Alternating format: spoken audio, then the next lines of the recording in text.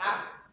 Então ela não é uma aula longa, ela é uma aula fácil, mas não faltem a aula de amanhã do Newton. Tá? Na aula de amanhã ele vai integrar meio que todas as absorção, distribuição, discreção. Então é uma aula bem importante. Ele vai disponibilizar daqui a pouco um material do AVA para vocês, que ele sempre disponibiliza. Ele tem até vídeos que ele gravou na época da pandemia, mas que ajudam bastante a entender simulações, tá? Então, não deixem de estudar a aula de amanhã. Esse é o conselho. Ajuda muito na prova, ajuda muito. Então, ele vai mostrar fórmulas para vocês, enfim, mas ele vai integrar todas esses fenômenos que a gente viu, só que de uma forma mais matemática, obviamente, mas que vai ajudar muito depois a vocês olharem para os gráficos e já sacarem coisas, entendeu? Que não precisa, se você estudou, você olha para o gráfico já te dá a resposta, tá bom? Então, é sempre uma recomendação que eu faço.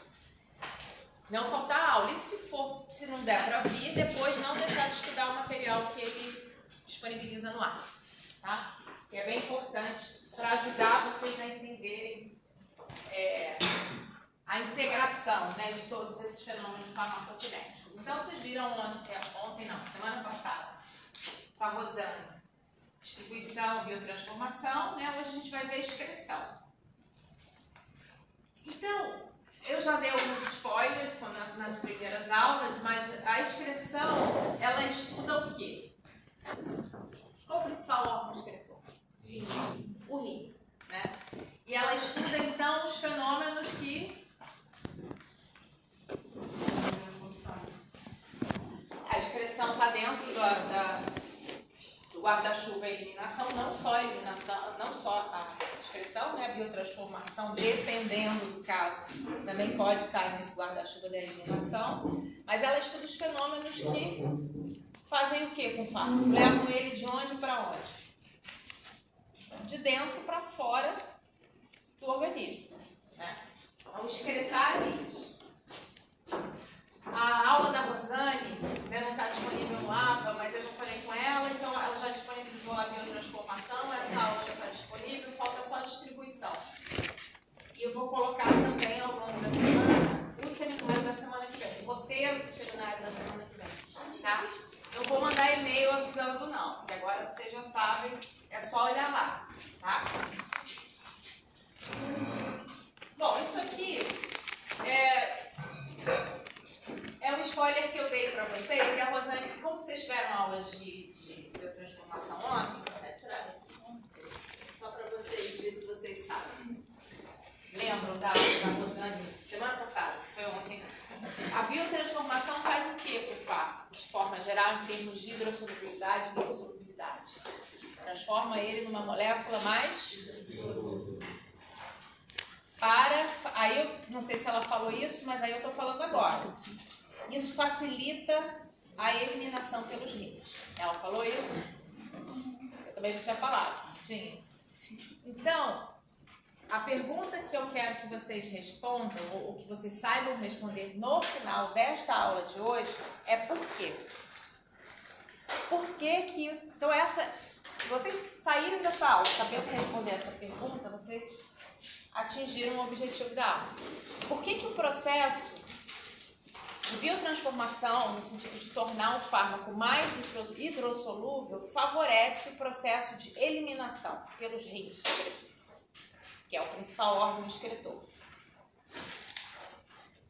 Por que vocês acham? Vamos ver o que a gente acha agora e depois no final da aula a gente vai ver o que a gente acha, para ver se teve um delta de aprendizado.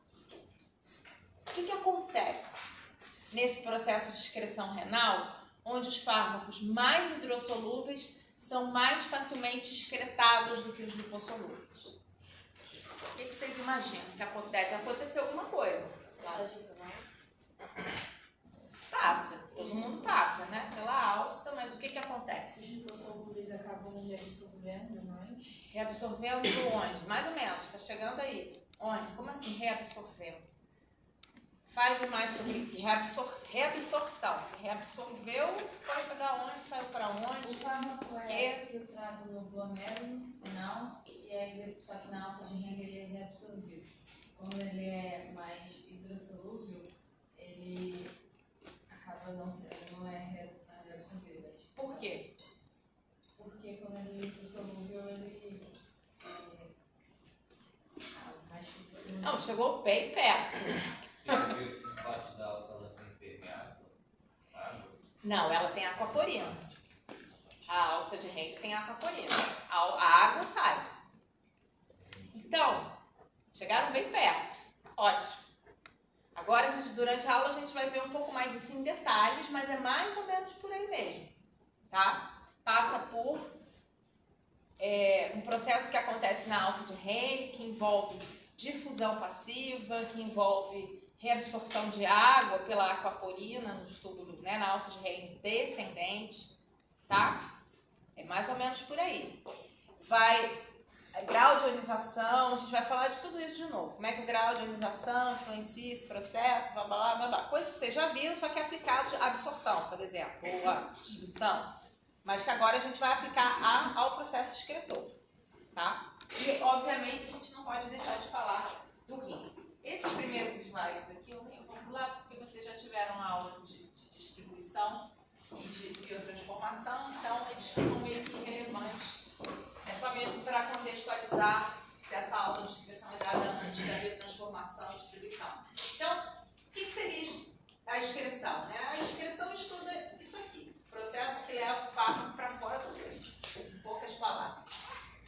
Tá? Então, esse esqueminha é um esqueminha bem didático, que na verdade ele aborda situações tudonadas e situações intermediárias. As situações tudonadas, às vezes, a gente usa porque é mais fácil de a gente lembrar didaticamente. A gente lembra, mais fácil, né, de você entender aquele conceito. Mas no meio biológico, na vida real, em geral, como eu falei para vocês lá na primeira aula, dificilmente é uma coisa maniqueísta, sim ou não, tudo ou nada. Em geral depende, é uma porcentagem, né, é uma probabilidade disso acontecer. Não é essa coisa bom ou mal, que a gente às vezes gosta de, né, ou é bom ou é mal, tem um meio termo. Isso na vida real não existe. Então, olha essa primeira situação, ó, o fármaco é hidrofílico, aí aqui a gente está vendo excreção renal, então são as setinhas azuis, tá vendo? O fármaco hidrofílico, ele praticamente não sofre, tá vendo? Nenhuma biotransformação hepática, porque a setinha não muda de tamanho. Então ela entra aqui, passa pelo fígado, como se ela não tivesse enzimas hepáticas disponíveis para, ou expressas, ou existentes, que biotransformassem esse fármaco. Tá vendo? Ele vai, ó, aqui, distribuição, quando ele passa pelo rim, ele é completamente excretado. Quando eu falo que é tudo ou nada, porque aqui é 100%, tá vendo? Não tem nenhuma setinha azul. Então é uma coisa extrema, que dificilmente acontece no meio biológico, na vida real. Na vida real são porcentagens, né? Uma porcentagem grande, uma porcentagem pequena, mas aqui no nosso esqueminha é 100%.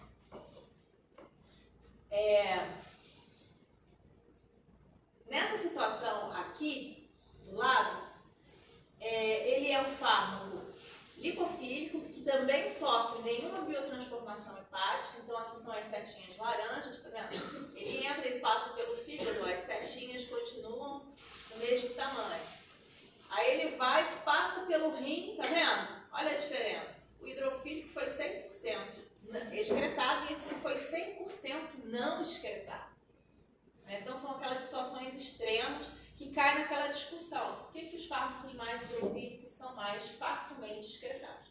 Aqui são situações, aqui o fármaco lipofílico, né, a setinha laranja, é administrado, e ele sofre uma biotransformação parcial, formando um metabólito hidrofílico. Então, vocês percebem que a setinha laranja entra, o que sai do fígado? Setinhas azuis e setinhas laranjas. Então, parte dele é transformado num composto mais hidrofílico e parte dele não sofre esse processo de biotransformação.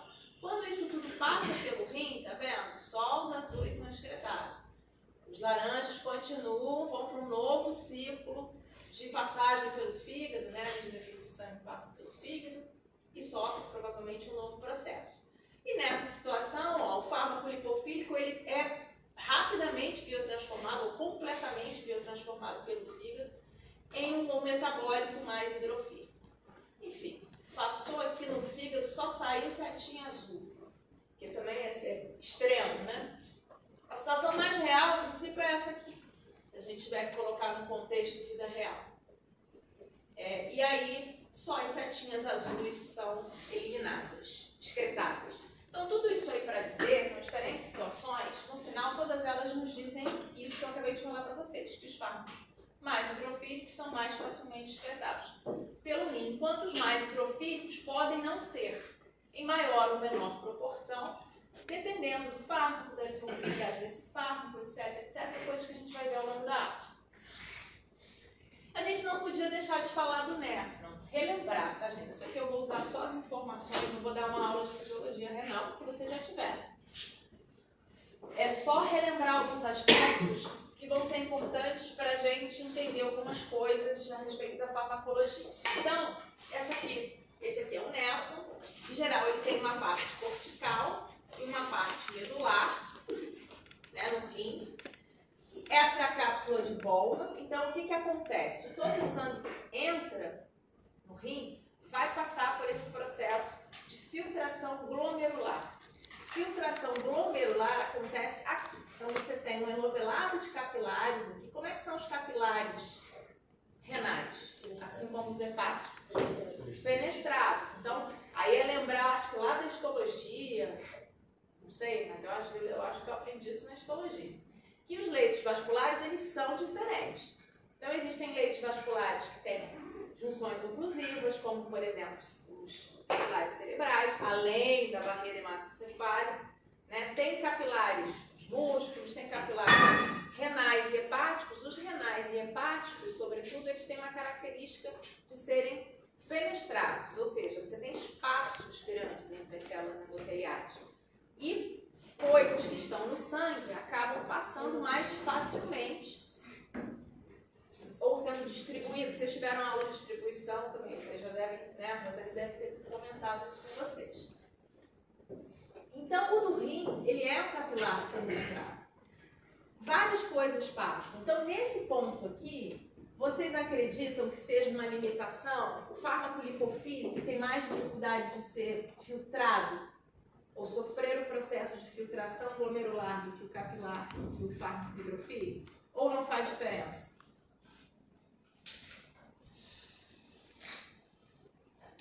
Então, considerando uma informação importante, ou seja, os capilares são fenestrados. Eu tenho, imagina, metabólicos. Eu tenho, imagina essa situação aqui, ó, tá? Onde o fármaco lipofílico chegou. Daí ele vai sofrer o processo de biotransformação hepática. Sofreu, aí o que aconteceu no fígado? Saíram setinhas laranjas e azuis, ou seja, parte do fármaco foi transformado no metabólito hidrofílico e o outro não. Tá vendo? Aí ele passa pelo rim, cara, só o azul sai, o laranja não sai. Mas aí olhando, botando uma lupa aqui no rim, olhando lá pro néfron, pra a gente ver o que está acontecendo. Será que é nesse ponto que essa separação acontece?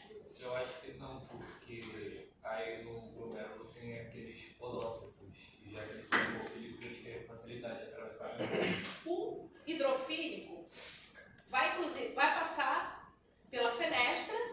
Se ele tiver permeabilidade, ele vai passar talvez com uma velocidade menor, mas vai passar pelas membranas biológicas. E o lipofílico, a princípio, o quê? Tem até mais facilidade, porque ele passa por fenestra, a velocidade de difusão dele por uma membrana lipídica é inclusive maior, ou espera-se, né, que seja maior do que o do hidrofílico. Então, aqui nesse ponto, provavelmente essa separação entre hidrofílico, né, não vai acontecer. Então, nesse ponto, e é realmente isso que acontece. Então, nesse ponto aqui, a princípio, praticamente não há limitação para a filtração do fármaco livre. Vocês devem ter visto na aula de distribuição que no plasma, no sangue, como é que está o fármaco? Ele está lá solto, como é que ele fica? Associado a proteínas carreadoras. Ele se associa a proteínas carreadoras e tem uma relação de equilíbrio, né? Entre a sua fração ligada, a principal proteína carreadora, uma das é a albumina, que é uma molécula, é uma proteína, é uma molécula gigante, né? O fármaco é imagina que a proteína é gigantona e o fármaco é a tampinha dessa garrafa, né? Que se associa a essa mesa para conseguir ser transportada no sangue, na sua forma solúvel, enfim, na sua forma. E há um equilíbrio entre a forma livre e a forma complexada, a proteína plasmática. Aqui nesse ponto, o que passa do sangue para fazer parte da urina primária, na cápsula de Bowman, é apenas a fração livre. Tá? Por quê? A albumina passa aqui? Ela é uma molécula gigante. O capilar é fenestrado. Mas em geral não passa. Ou se passa, passa com uma fração pequena. Não é uma fração. No entanto, quando vocês fazem isso, vocês já devem ter feito exame de urina. Você faz o quê? Proteína. O que quer dizer? Se você olha lá e vê que tem proteína na urina, indica o quê? Que alguma coisa está errada. O negócio é, o que é o valor de referência? 0, não é? Saiu do 0, tem algum problema. Pode ser um indício de lesão, né? Qual é a lesão bem comum que a gente, quando olha assim, fala aí olha outras coisas também. Mas uma coisa comum, relativamente comum, que leva à proteinúria. O cálculo renal é mais complicado, porque ele pode causar lesão mesmo, destruição, né, dessa estrutura, enfim, dependendo do tamanho. Inflamação. Uma infecção urinária, boba. A bactéria vai subindo. Por que a inflamação faz então que a proteína, a albumina aqui, que não deveria ser filtrada, agora é? O que a inflamação causa aqui? Vocês tiveram alguma vez aula de inflamação? Na imuno, não sei.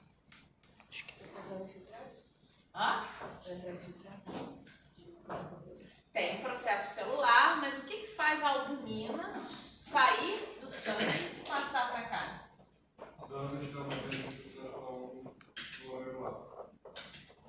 Como assim? Fale especificamente. Dano, mas que dano é esse? Os capilares vão ficar mais espaçados, as fenestras capilares vão ficar mais E qual o nome que a gente dá para isso? Lá na aula de inflamação, gente. Aumento da permeabilidade vascular. Então, a inflamação faz tudo isso. Todos aqueles mediados, qualquer processo inflamatório, qualquer bactéria boba, causa o quê? Vasodilatação, aumento de permeabilidade vascular. O que significa isso? Esse capilar já é fenestrado, né? Então, imaginem que ele está aqui. No processo inflamatório, isso fica assim. Por quê? Você tem essa distância entre as células endoteliais tende a aumentar. E aí, o que acontece? Coisas que, como, por exemplo, a albumina, que não deveriam passar, num processo inflamatório instalado, agora passa. Pode ser outras coisas, além de uma bactéria, pode ser um cálculo renal, pode ser... Só que o cálculo renal, ele dá uma lesão mais estrutural, em relação a... Ele pode, inclusive, levar a um processo inflamatório, fibrose, o tamanho, né? Começa a pressionar as estruturas. Então, a lesão é mais mecânica, digamos assim. Pode ser também inflamatória. Mas a infecção renal, que é uma coisa relativamente comum, digamos assim, faz a mesma coisa. Você começa a achar proteína na urina. Aí você faz o exame de sangue, vê como é que está a leucócito, para fechar o diagnóstico, né? Só a proteinúria não é um diagnóstico de inflamação, ou de infecção renal, ou de cálculo renal. Tem que fazer outras coisas. Mas ela é um indício de que está tendo algum problema aqui nessa barreira de filtração glomerular. Só que o que pode ser isso? Um exemplo muito clássico é o aumento da permeabilidade vascular devido a um processo inflamatório instalado, que é o sinal clássico da inflamação. Aumento, um inchaço é o quê? Aumento de permeabilidade vascular. Sai líquido do compartimento vascular e extravasa para o meio extravascular. Pode ser inclusive a pele, pode ser uma cavidade, pode ser o que for. Tá? Professora, mas todos os problemas estão associados ao rim nesse caso. Ao? A professora falou que a proteinúria pode ser associada a outros problemas, mas nesse caso seria associado ao rim ou a outros órgãos? Ao rim. Ao rim. Só ao rim? Em geral é o rim, é lesão renal. É um indicativo, é um exame que a gente faz para ver como é que está o rim. Tá? Bom, então, nesse próximo, antes de eu seguir em frente, isso aqui eu já falei, mas eu só vou reforçar aqui para depois, se vocês quiserem olhar o slide. Então, como é que os fármacos e outras substâncias presentes no sangue podem passar a fazer parte da urina primária? Imagine que essa urina que está sendo formada lá na cápsula de Bowman, a gente chama de urina primária, né? Tem um processo de filtração glomerular. Então, o tamanho do fármaco, né? Aí, se ele é hidrossolúvel, se ele é lipossolúvel, isso não faz muita diferença nesse ponto, como a gente já concluiu. Por quê? Por causa da fenestração dos capilares. Em geral, eles passam por aí sem maiores problemas, desde que estejam livres, na sua fração livre. Tá? Então, é um pouco o que está aqui. Existe um outro ponto que também é importante, tem até uma certa relevância farmacológica, né? Que é o túbulo contorcido proximal. Então, cápsula de Bowman, túbulo contorcido proximal, alça de Henle descendente, alça de Henle ascendente, túbulo contorcido distal e túbulo coletor. Tá? Isso é lá da fisiologia. Aqui existem algumas coisas que eu gostaria de chamar a atenção. Nessa porção aqui do néfron, a gente tem a expressão de vários transportadores, moléculas transportadoras, tá? Que vão fazer, em geral, o que elas fazem fisiologicamente? O transporte de substâncias endógenas. Tipo, ó, imagina que isso aqui tudo é vascularizado, tá? Aqui não está representado o vaso sanguíneo, mas o néfron é uma estrutura altamente vascularizada em toda a sua extensão. Tá vendo? Muito vascularizada. Então, o vaso está ali do lado. Então, alguns transportadores são expressos, né, aqui. E o que eles fazem normalmente? Substâncias que estão no sangue, quando vem para o meio extravascular, aqui nessa região, são reconhecidas por esses transportadores e eles pegam a molécula daqui e jogam para dentro da luz do tubo. Produtos de metabolismo, como por exemplo o ácido úrico.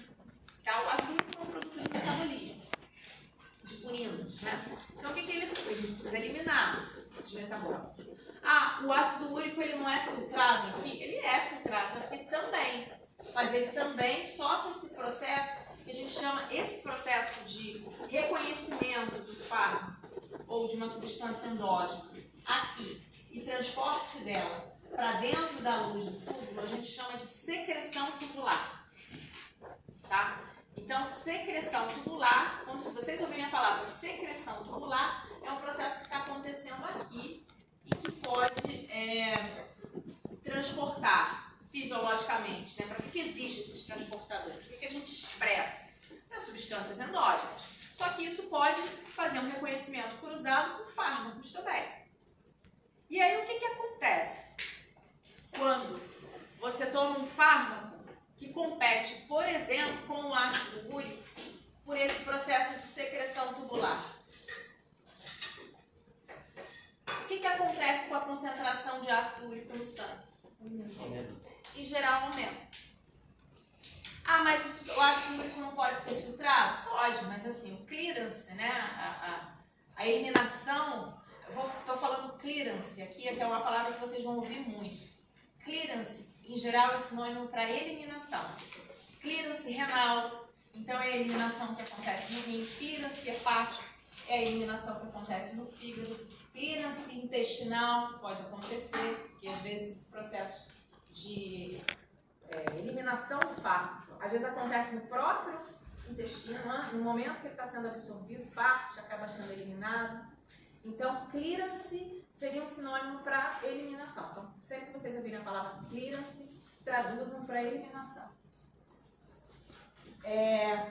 Então, o que acontece? O clearance do ácido úrico, ele acontece tanto por aqui, né, quanto por esse processo. Se entra alguém na jogada que vai competir com o ácido úrico aqui, ele vai sofrer menor, processo de secreção tubular menor.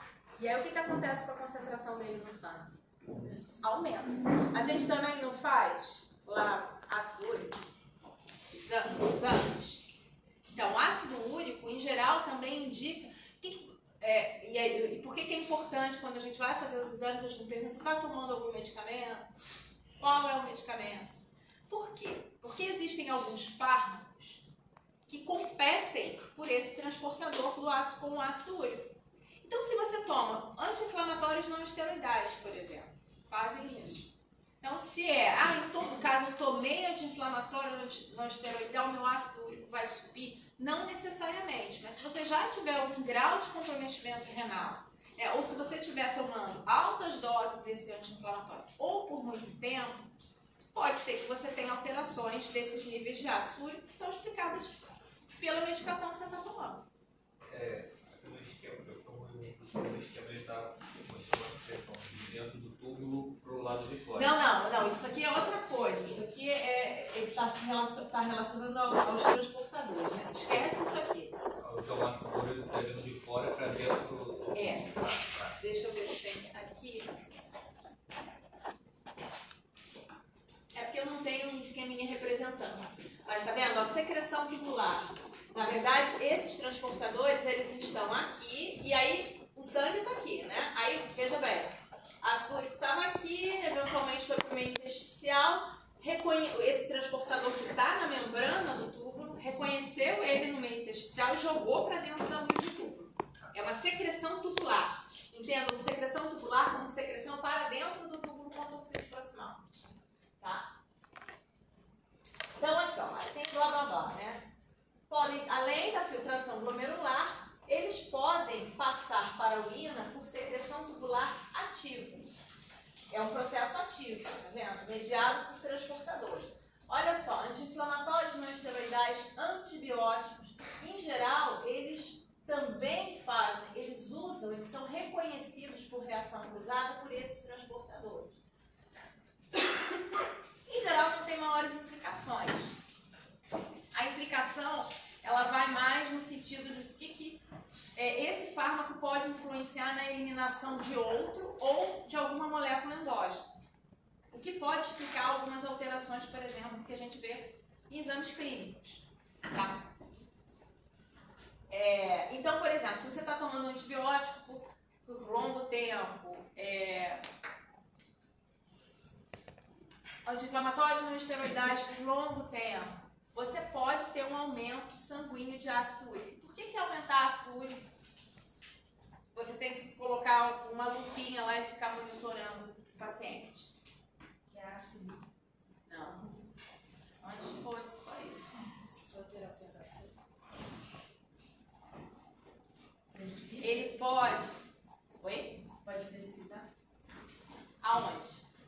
Não é no sangue que ele precipita. Ele tende a se depositar onde? Não, aqui, ó.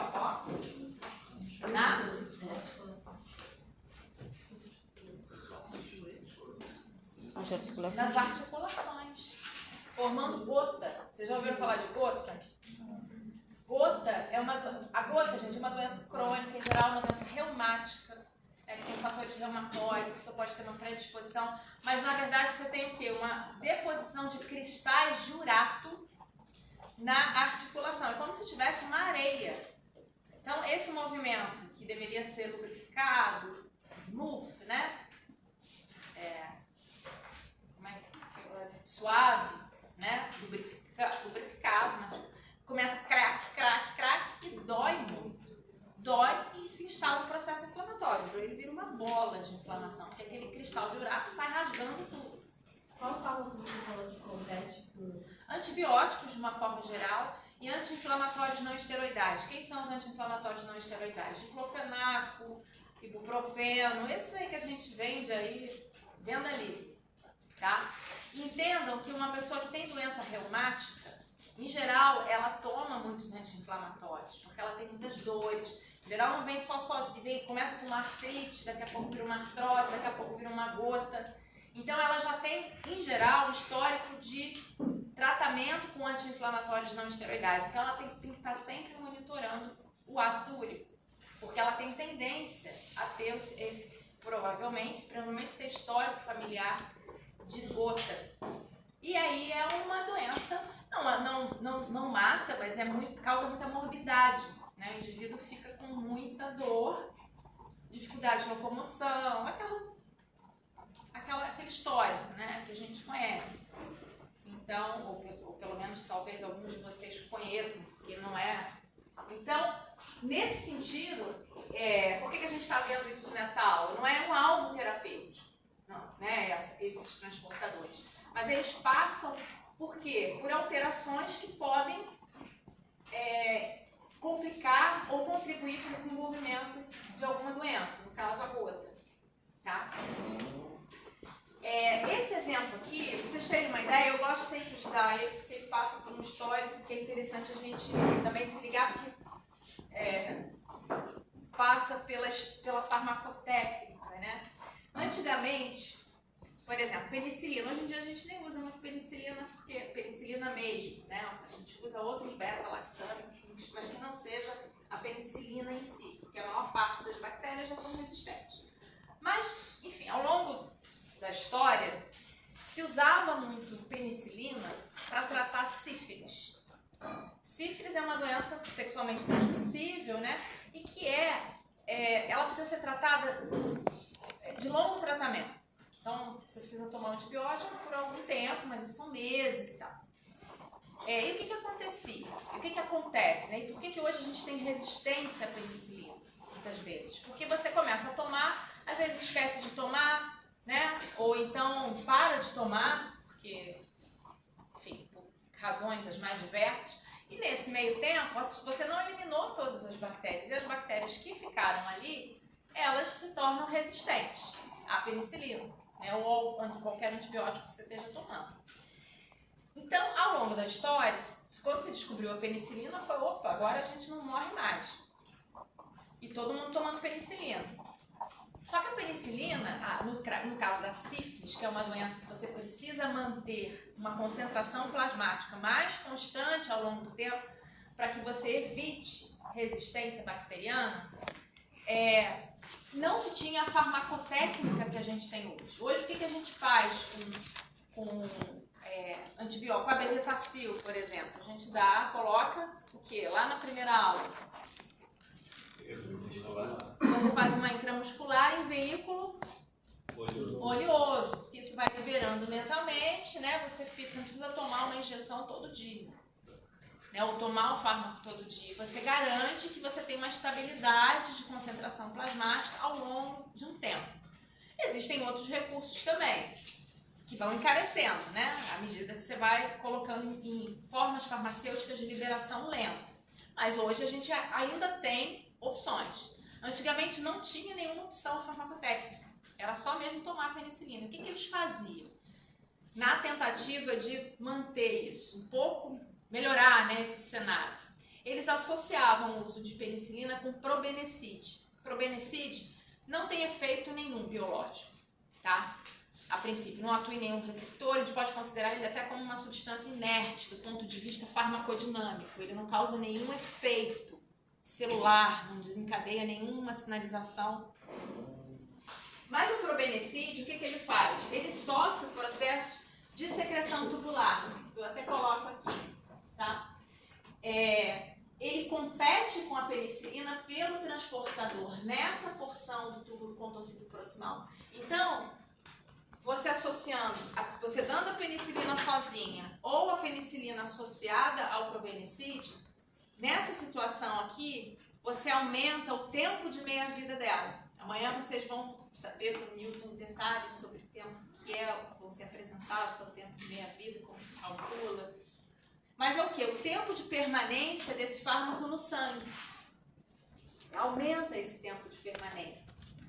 Por quê? Porque ela estava sofrendo um processo de excreção que foi o quê? Prejudicado.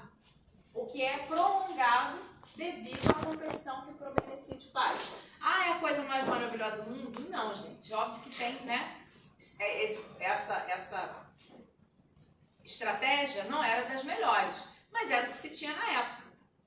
E funcionava. Então, para casos onde a infecção, você precisava tomar antibióticos por tempos mais prolongados, ou usar, no caso, a penicilina, você podia fazer isso na tentativa de diminuir ou aumentar os intervalos entre a administração do fármaco, garantindo que você garantindo que a concentração plasmática ficasse mais estável ao longo do tempo, tá? Então, simplesmente fazendo essa modificação, né, no esquema terapêutico, certo? Então, voltando aqui para o nosso néfron, beleza, então o fármaco ele passou aqui, ele pode ter sofrido processo de filtração glomerular, pode ou não ter sofrido processo de secreção tubular, e aí ele chega na alça de Henle. O que acontece na alça de Henle descendente? O que acontece nessa porção da alça, que é muito importante? Quando você fala que é absorção de água, é o quê? Saída da água da urina primária para a medula, né? Em geral. E por que a água sai? Aquaporinas. Ela sai por canais aquaporinas, mas por quê? Ela sai por osmose. Por quê? Qual é a diferença entre a medula e o córtex renal? Tudo é mais concentrado. A osmolaridade aqui é maior. Então a água sai. O que acontece com a concentração do fármaco que foi filtrado ou secretado no momento que você tira a água do sistema? A concentração aumenta ou diminui? Aumenta. Concorda? Se você tira a água do sistema, você concentra aquele fármaco. E aí o que acontece? O fármaco que aumenta a sua concentração devido à saída da água, se a concentração dele na urina primária for maior do que ele está no sangue, ele tende a passar por difusão passiva de volta para onde? Para o sangue. E quem é que vai passar com velocidade maior? O fármaco mais lipofílico ou o mais hidrofílico? O mais lipofílico. Entendem? E entendam que essa passagem aqui é rapidona. Não é assim, estou passando. Atravessa, não atravessa. A urina está sendo formada o tempo todo, né? Numa velocidade grande. Então, assim, se tiver que sair, sai. Quem tem maior velocidade, sai. Né? Quem está ainda com pouca velocidade, não sabe se vai sair, tenta sair, não consegue, é arrastado pela urina primária que está sendo formada. E vai ser o quê? Entendem por que um fármaco agora... Esse processo aqui tem um nome, muito importante que vocês têm que memorizar, que é o processo de reabsorção tubular passiva.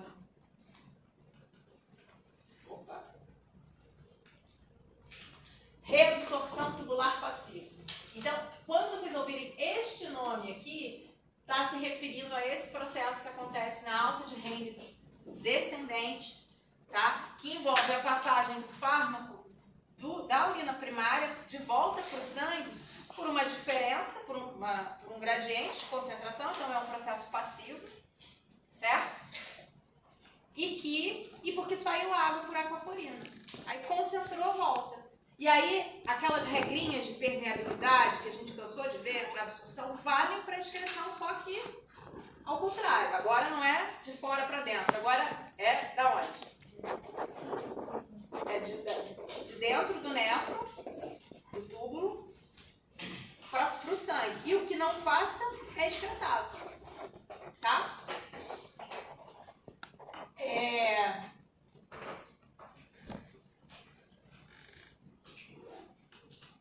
Vamos lá. Por que o uso de diuréticos, em geral, aumenta a excreção dos fármacos? Tem a história do doping?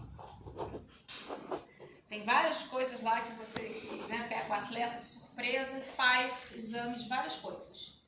Dentre eles, pesquisa-se o quê? Diuréticos. O que alguns diuréticos fazem, tá, gente? A furosemida, que é um dos principais diuréticos, o que ela faz? O que ela causa? Não é o alvo da aula, não, mas só de curiosidade. Ela bloqueia um transportador que existe aqui na porção ascendente do tubo de Henle, que é um transportador sódio potássio 2-cloreto. Se você bloqueia esse transportador, você diminui a osmolaridade da medula, em geral. Então, consequentemente, o quê? Se você altera a osmolaridade da medula do rim, diminui, torna ela menos osmótica, digamos assim. O que vai acontecer com a água aqui? Vai sair menos, né? Então, vai concentrar menos o fármaco. Vai facilitar ou dificultar a excreção do fármaco? Facilitar. Por que muitas vezes, salvo se aquele atleta tiver indicação médica para o uso de diurético, mas veja bem, gente, um atleta de alta performance, em geral, não é alguém que tem alguma patologia, né? Não é um atleta de final de semana, é um atleta de altíssima performance. 1 milissegundo, 1 centésimo de minuto faz ele perder ou ganhar. Então, em geral, não é uma pessoa que tem uma patologia, mas pode acontecer. Mas o que o uso de diuréticos, por que eles pesquisam diuréticos? Porque eu atraso mais diurético para eliminar mais rápido o fármaco. O anabolizante. Os anabolizantes são moléculas extremamente lipossolúveis, porque são esteroides, enfim, tá? Então, em geral, eles são difíceis de serem eliminados, porque eles sofrem um processo de reabsorção tubular passiva. E aí, o que eles tentam fazer? Eliminar, que é o que faziam. Aí, a comissão de Doppler falou, não, a gente tem que olhar o diurético também, porque a gente, às vezes, não acha mais o esteroide, porque também usa esteroides curto tempo de meia-vida, ou seja, que são eliminados muito rapidamente. Então, toma num dia, no outro dia está eliminado, mas aí ele acelera a eliminação usando o diurético. Se você pega o sangue do atleta, você não acha mais o anabolizante, mas você acha o diurético. Por que tomou diurético? Tem alguma indicação médica? Aí vem aquelas histórias, né? Ah, foi sem querer, não sei o quê. Então, entendem? Porque tem essa... Você elimina mais fácil. Mas por quê? Porque você altera a osmolaridade da medula e altera o fenômeno de reabsorção tubular passiva. Tá?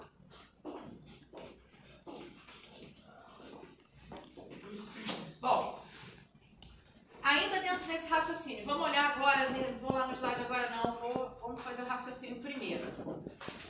O grau de ionização. A gente falou bastante de grau de ionização nessas aulas todas, né? E a gente, eu acho que agora vocês já devem ter isso mais sedimentado na cabeça, que o grau de ionização, ele altera o quê? Essa lipossolubilidade. A forma neutra, ela é mais lipossolúvel do que a forma ionizada daquela mesma molécula. Então, imagine, qual é o pH da urina? A urina é ácida ou é básica? Ácida. Então, imaginem um ácido fraco. Tá? Ácidos fracos. Eu vou dar um exemplo dramático, assim, porque aí vocês não esquecem depois. Os barbitúricos são ácidos fracos. Fenobarbital, enfim. E eles são usados como sedativos, muitas vezes. Aí vamos supor que você erra a dose. Ao invés de tomar uma cápsula, você tomou 5 cápsulas. Aí o que acontece? A pessoa entra num sono muito profundo, você olha e tomou uma overdose e leva para o hospital. Obviamente que você não vai esperar. Primeiro você vai checar os sinais vitais, ver se a pessoa está, né, oxigenando, como é que está a respiração, batimento cardíaco. Mas o que você pode fazer ambulatoriamente para poder acelerar a eliminação desse barbitúrico? Porque você quer que a pessoa saia daquele quadro. Você pode fazer o quê? Intervindo em algum processo de excreção, uma coisa fácil que a gente pode fazer para, ao invés de ele ficar 5 dias dormindo, ele vai ficar um dia só, ou 2. Colocar ele no sono.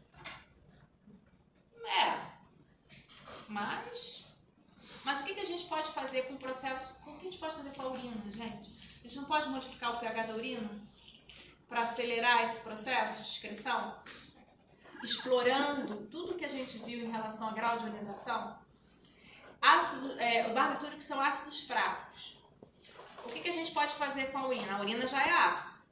Mas o que a gente pode fazer com a urina para acelerar esse processo? Aumentar a secreção de bicarbonato. Então, mas a gente vai alcalinizar ou acidificar ainda mais ou não fazer nada com a urina? Alcalinizar.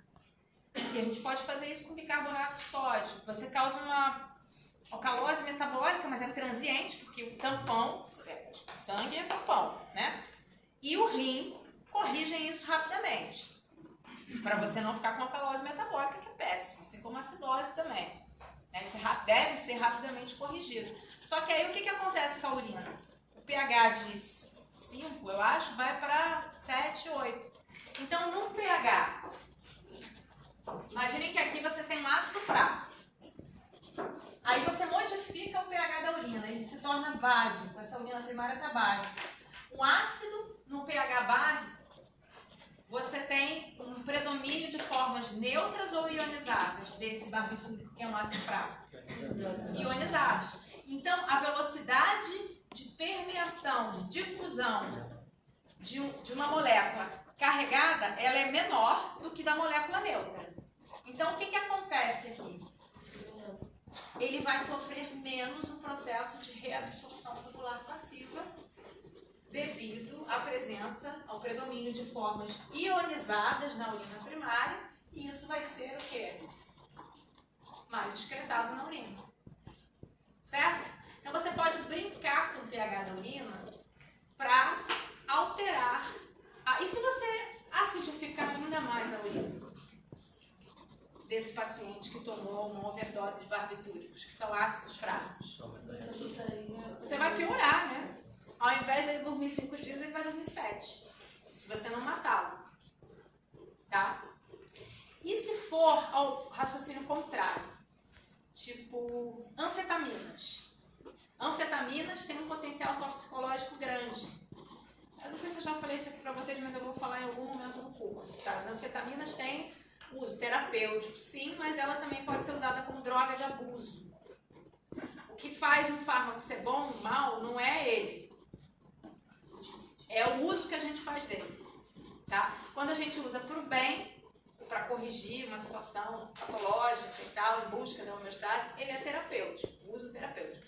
Quando a gente usa ele para o mal, a gente chama ele de droga de abuso. Quando eu falo mal, é no sentido de usar de forma descontrolada, em doses que você desconhece, para uso recreativo, sem menor controle, que pode levar à morte, inclusive.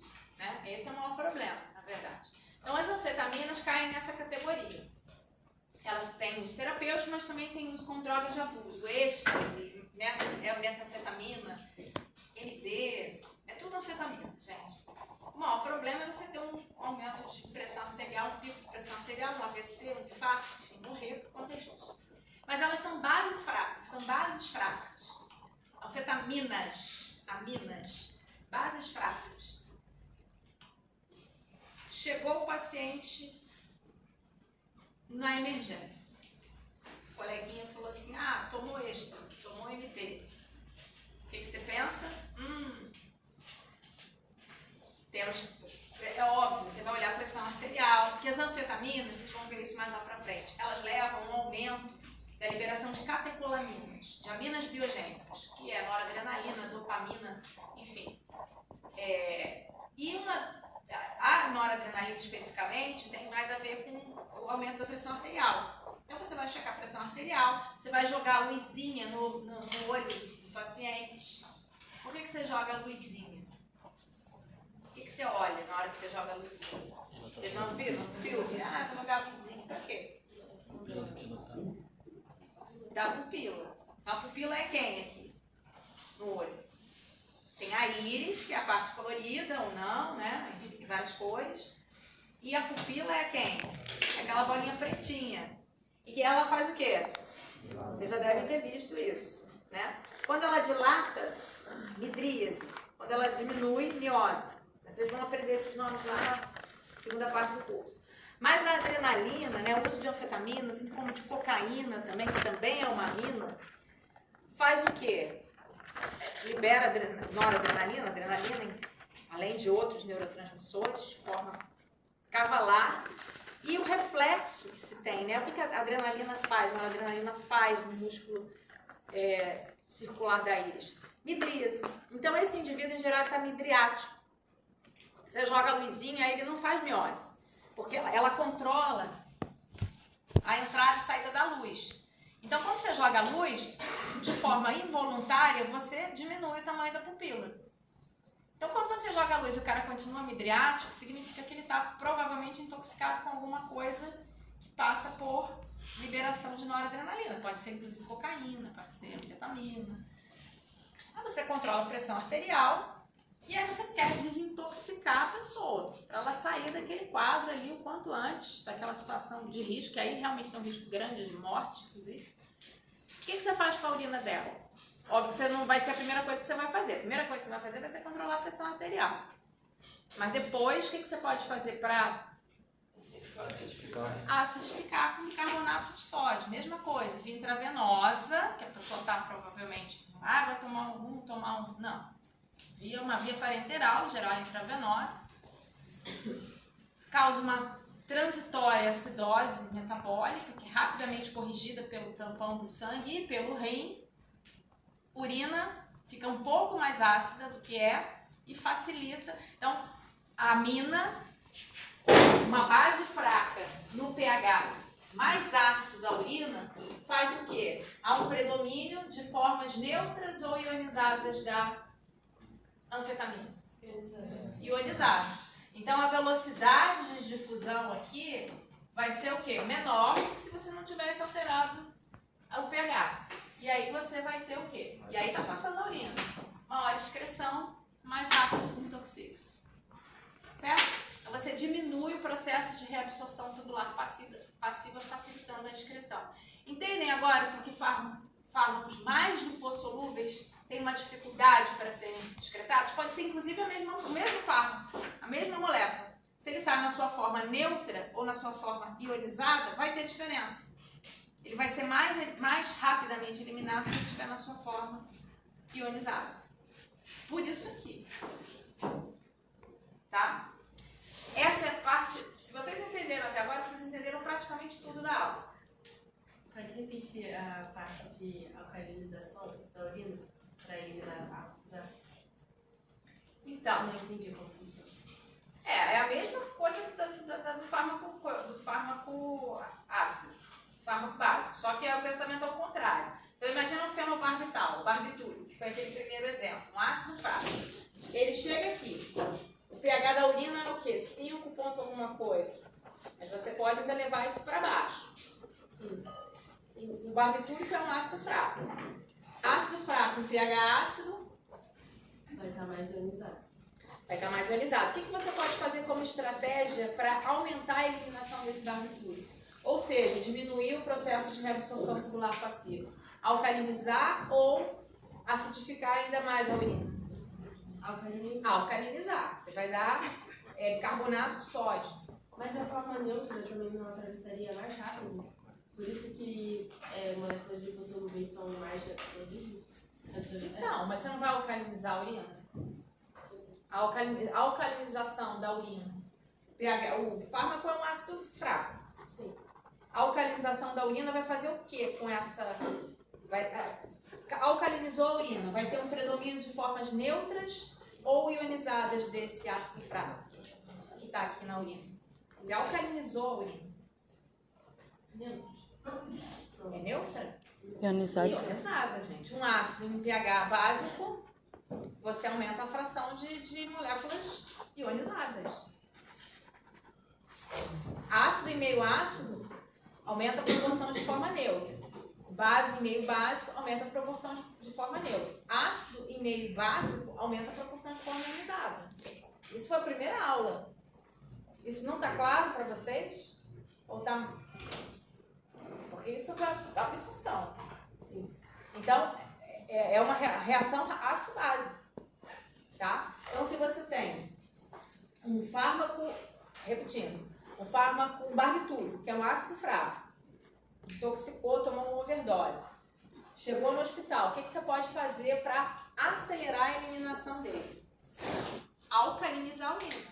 Porque se ele é um ácido fraco em meio básico, você tem um predomínio da forma ionizada desse fármaco, que tem uma velocidade de permeação por barreira biológica que é o quê? Menor do que a forma neutra. Então vai voltar menos. Vai eliminar tudo? Provavelmente não, mas você vai o quê? Eliminar boa parte. Ou vai aumentar o processo de eliminação, de excreção. E isso vai ajudar. Certo? À medida que o sangue vai passando pelo rim, cada passada que dá, pode ser que alguma coisa, mesmo na sua forma ionizada, como os barbitúricos são moléculas muito lipossolúveis, pode ser que parte ainda volte, mesmo na sua forma ionizada. Mas você vai acelerar, mesmo na sua forma ionizada. Mas você vai, sem dúvida nenhuma, diminuir a probabilidade dela atravessar, aumentando a excreção. Foi? Entenderam? Professora, só uma coisa. Você falou em questão de acidificar a urina. Qual é a forma para acidificar? Ácido ascórbico, das vezes. Ácido ascórbico. Mas assim, você é intravenoso, rápida, não chega nem a causar uma acidose metabólica, que rapidamente o sangue tamponado vai lá, resolve, o rim resolve, por isso que o pH da urina altera, tá? A professora falou que vai aumentar a permeação, onde que vai aumentar a excreção? Vai diminuir a permeação, que vai aumentar a excreção, é isso? Se você diminui o processo de retorno, né, de processo de reabsorção tubular passiva, ou seja, saída do fármaco aqui, de volta para o sangue, ele não vai caminhar aqui e ser excretado. Sim. Então, se você diminui o processo de reabsorção tubular passiva, você aumenta a excreção, a presença dele na urina. Ok. Né? Entenderam? Façam esse raciocínio depois sozinhos, porque ainda tem o seminário, tem uma chance de vocês tentarem entender de novo, tá? Mas é bom vocês treinarem para ver se o cérebro está entendendo certinho. Bom, então essa como eu falei para vocês, até aqui foi a parte mais importante da aula. Isso vocês têm que saber, tá? E isso explica porque fármacos mais lipossolúveis têm maior dificuldade de serem excretados, porque eles sofrem, em geral, um maior processo de reabsorção tubular passiva, tá? Do que um fármaco hidrofílico. Porque ele volta para o sangue nesse momento da alça descendente de Henle em maior proporção do que o fármaco que é hidrofílico. Como eu falei para vocês, o mesmo fármaco, se ele está neutro e ionizado, há diferenças. Imagina moléculas diferentes.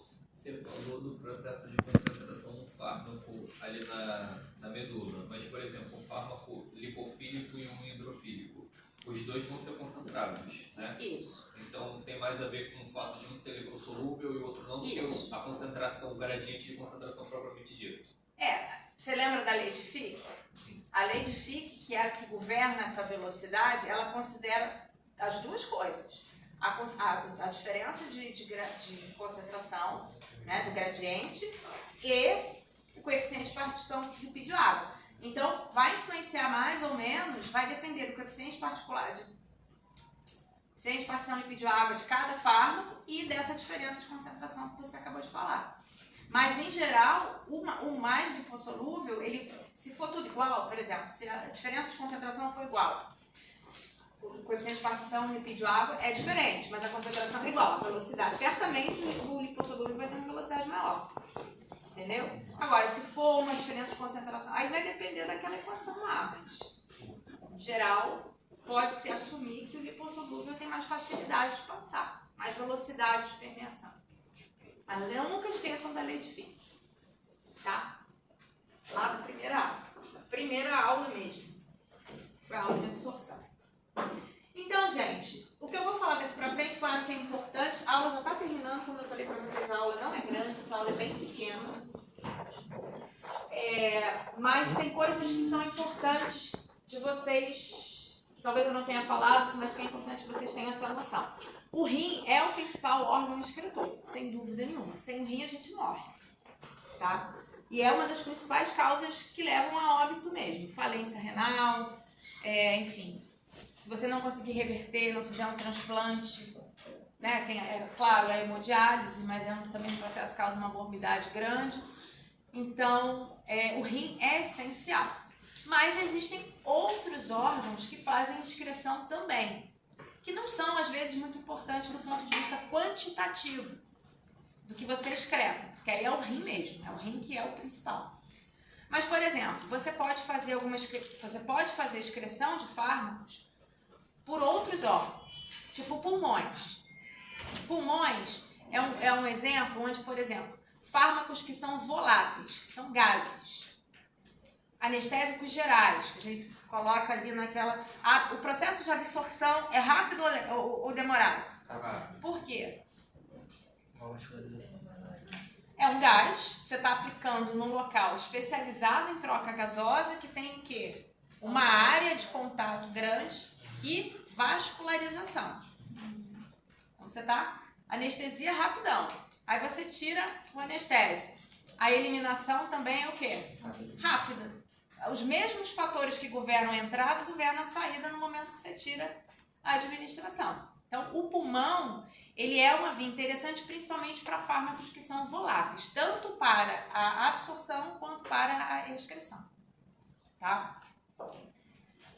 Você pode excretar por exemplo, etanol, acetona.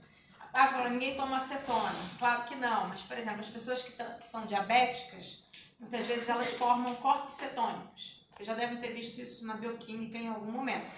E aí, que é até um sinal diagnóstico, você vê se a pessoa tem hálito de acetona. Se tiver, é provavelmente por conta de formação de corpos cetônicos, que passa por algum problema de metabolização de glicose, porque você começa a exalar, né, através do hálito, alguns aromas. Etanol, a mesma coisa. O principal órgão excretor é o rim. Tá? Não vai ser o hálito, não vai ser a respiração. Mas uma fração daquilo que você ingeriu ou que está na sua circulação sanguínea pode-se utilizar outras vias. Ali, logo no slide, tem excreção biliar e excreção fecal. Muitas vezes o que a gente chama de excreção biliar vira excreção fecal. Essa ideia se aplica, vocês se lembram lá da primeira aula que eu falei de fármacos que sofrem um ciclo enterohepático? O que é isso? Fármacos que têm afinidade com sais biliares, eles ficam voltando no sistema hepático em si. Isso. Então, quando eles passam lá pelo fígado, chegam no enterócito. Aí tem as enzimas que biotransformam eles podem também escapar dessa enzima. E tem os sais biliares. Se eles têm afinidade pelos sais biliares, afinidade química, eles vão lá, atraídos, né, pelos sais biliares, e fazem parte da bile. A bile é produzida pelo fígado, estocada na vesícula biliar e despejada no duodeno. Então, aí ele volta para o intestino através da bile. Aí onde ele ou parte dele, não totalmente, né? Muitas vezes parte dele é reabsorvida, mas parte pode não ser reabsorvida. E nesse meio tempo está passando o bolo fecal. Ninguém está parado no seu organismo, né?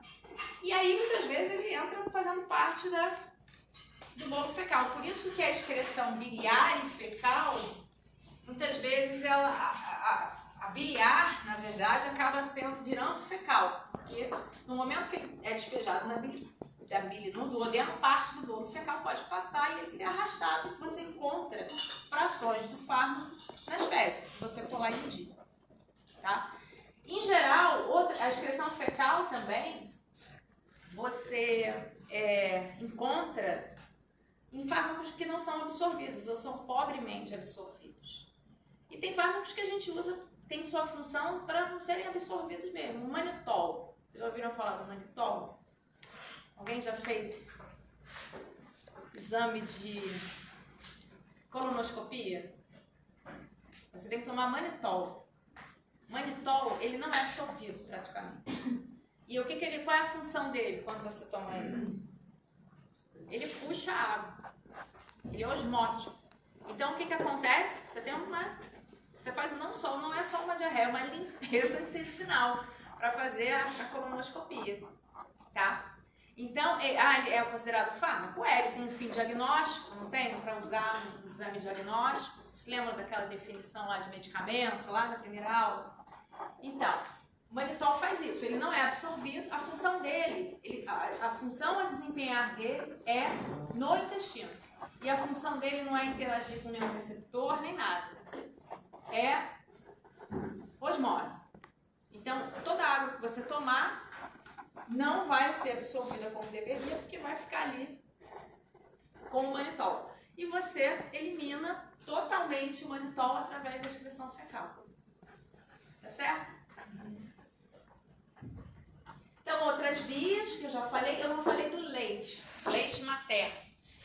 Entendam, gente, quantitativamente para a mãe, excretar pelo leite não faz a menor diferença, porque ela tem um rim. O problema é o neonato. Vocês vão ver, talvez a Rosane já tenha comentado com vocês na aula de biotransformação sobre os extremos, crianças e idosos. Os mecanismos de biotransformação ou de eliminação, muitas vezes, no neonato e no idoso, eles são menores do que no indivíduo que está entre essa fase, né, de neonato e adulto. Lembrei.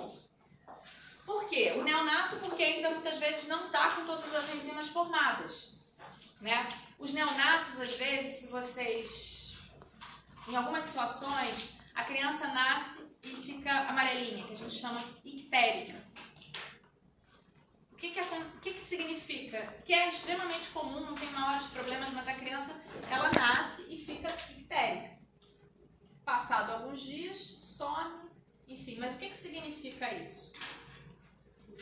Exatamente isso que eu estou falando. Os neonatos, muitas vezes, eles nascem ainda com as suas enzimas hepáticas ainda não plenamente expressas, que vão passar a serem expressas a partir do momento do nascimento. Porque quando ele estava dentro da mãe, ele teve necessidade de expressar a enzima? Não, quem faz a biotransformação de impulso é a mãe.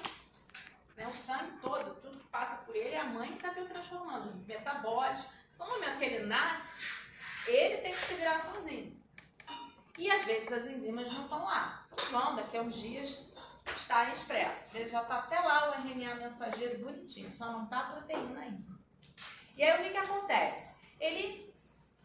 A icterícia, que a gente chama, nada mais é do que deposição da bilirrubina na pele, nas mucosas. Então você fica amarelinho. A bilirrubina, ela é rapidamente biotransformada pelo fígado. Quando a criança fica ictérica, é um sinal de que a enzima hepática dela ainda está expressando.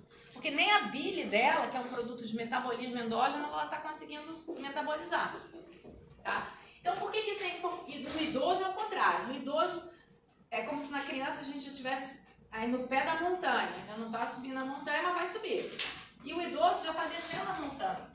Ou seja, os mecanismos de excreção, o fígado, os rins, você já está perdendo a funcionalidade, tá? Então, as doses que você trabalha no neonato, na pediatria e na geriatria, em geral, são doses que você precisa jogar para cima ou para baixo? Para baixo.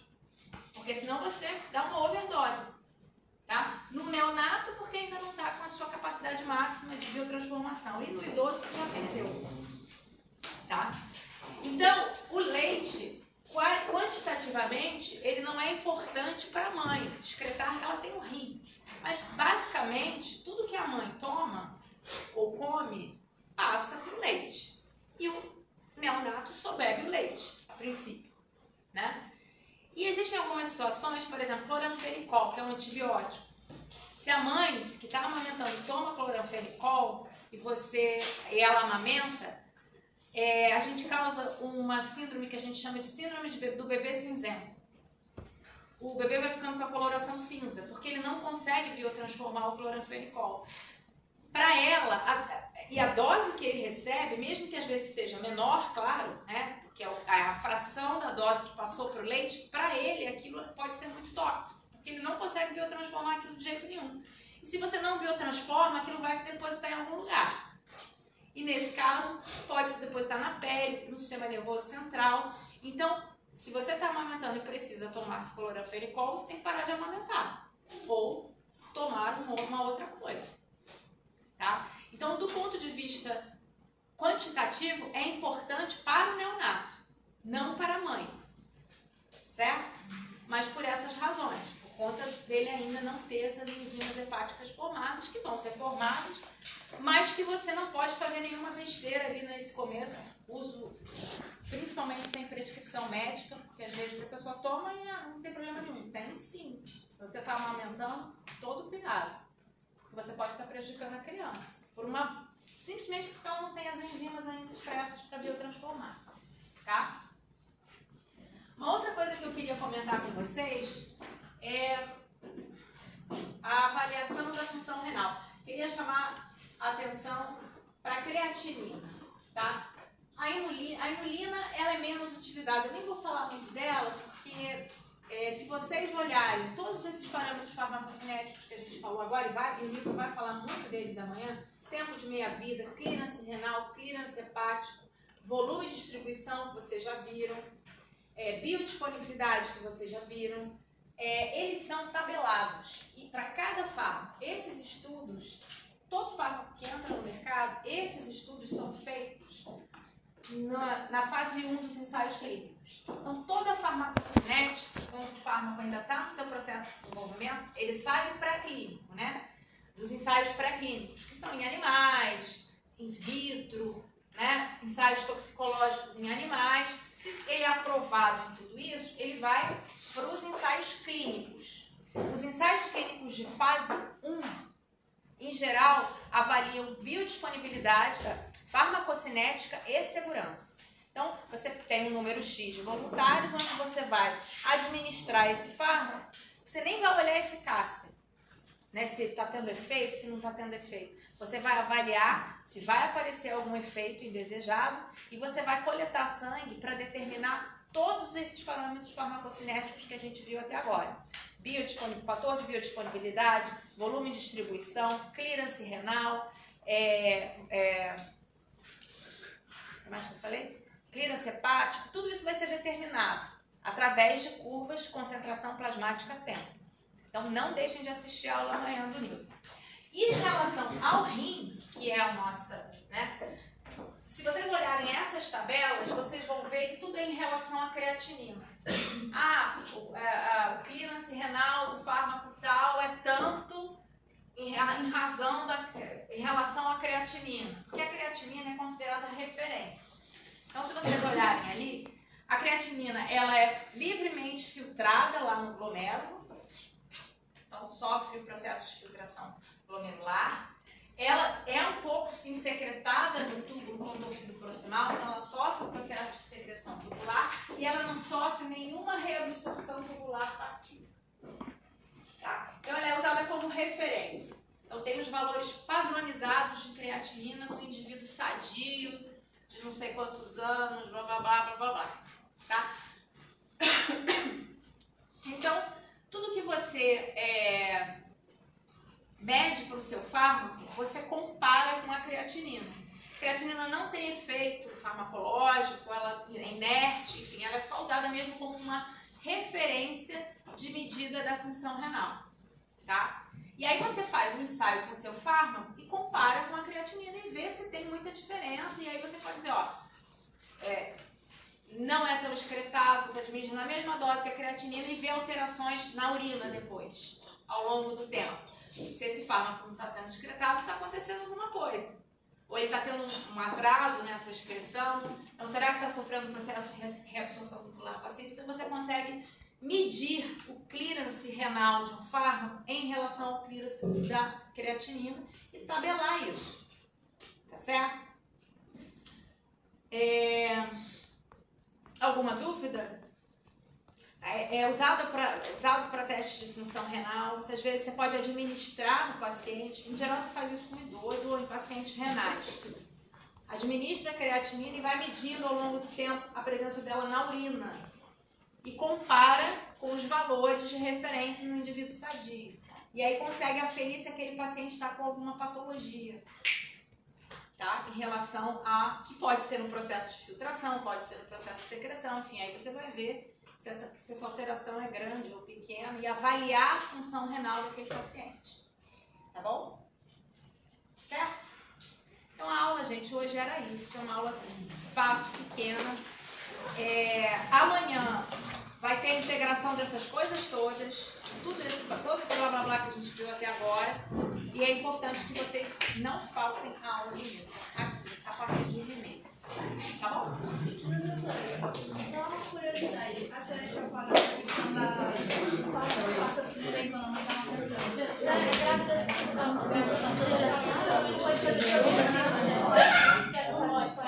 Provavelmente, bom, não sei, eu não sei o que vocês têm diferente. Olha, é melhor não fazer nada. Na vida das coisas, é melhor não fazer nada. A professora falou que um dia ia falar sobre a prova do conteúdo. A prova, o conteúdo, a professora falou que ia falar num desses dias. Sobre o conteúdo da prova, da primeira prova. Vai ser a matéria que a gente está chamando. Até vai ser a parte da farmacocinética e ainda a parte da farmacocinética. Vai cair. Farmacocinética e Gostei. até tudo que pegar na primeira prova, lá na cronograma, vai ser curado. Eu também.